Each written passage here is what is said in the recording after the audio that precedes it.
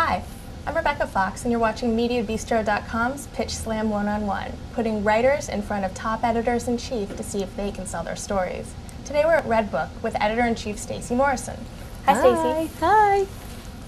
Thanks for letting us come talk to you. Absolutely, glad to be here. Well, I understand that Redbook is 104 years old. Can you tell me a little bit about how it's managed to stay current with its readers? When you're 104 years old, you know you've been through lots and lots of changes. And the magazine actually started as a fiction reader. How you stay ahead of the curve with things is you just react to who women are.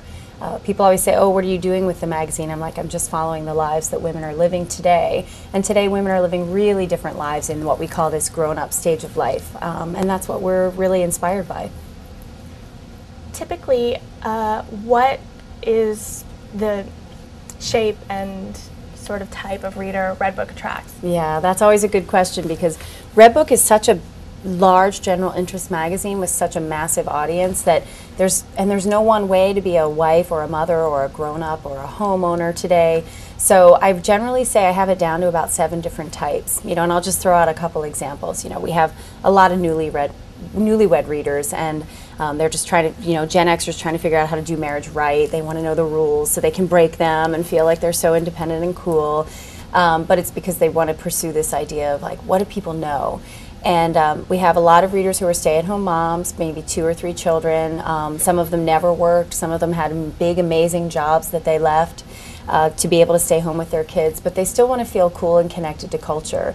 And then, of course, we have a large segment of our readers are single moms or single women who don't have children at all, who are just interested in a magazine that's really about what grown-up life is like when it's not just, going out to a bar, meeting guys and being cute. There are a lot of different things going on. So it's a great audience to edit a magazine for, and the diversity of it keeps us on our toes for sure.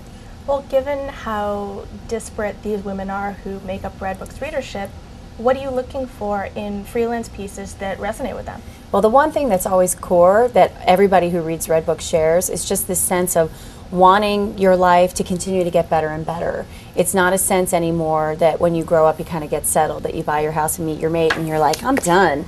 So everything that we do, whether it's the practical service stuff or the more inspirational, what I call sort of heart feel stuff, it's all about optimism and options and opportunities and kind of feeling like you're in an ever becoming, that the doors are always opening. So that's a very general, broad idea, and many different kinds of stories can easily fit into that umbrella. Speaking of fitting under certain umbrellas, which parts of the magazine are most open to freelancers?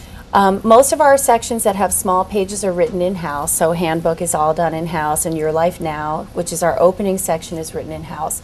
But actually the best stories to write are the general features, and those are, I think 95% written by freelancers. So whether it's a topic on what's really happening to families with the healthcare crisis in America, we found a fantastic Pulitzer Prize winning reporter to do that, or a piece that's more inspirational like Motherhood Made Me in our May Moms issue, which is just, well sure, motherhood made me a mom, but it also made me proud of my heritage, it made me an advocate, it made me become a mentor.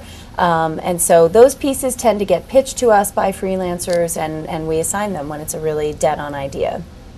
That sounds great. Thanks so much for telling us about the magazine and where it is today. Let's bring in our first writer. Sounds great.